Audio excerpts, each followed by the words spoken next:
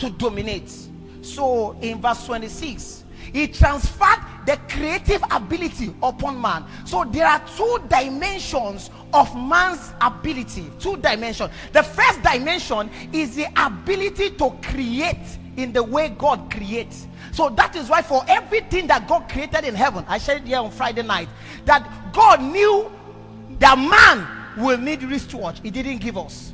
He knew that we will need toothpaste. He didn't give us. He knew that we will need aircraft. He knew that we need this. He didn't give us. But he hid those things in the things that he has created. So I told for those who came from Friday night, I said a time came when man needed, of course, the real creation of man. They didn't need all those things. Man didn't need an aircraft. If you want to fly, Adam was just to fly. But the fallen man started operating. Of course, though man has fallen, it began to operate in the creative ability of God. So when it was time for man to create aircraft, they wanted to fly from one nation to another. Only what they did was to look at the formation of an eagle.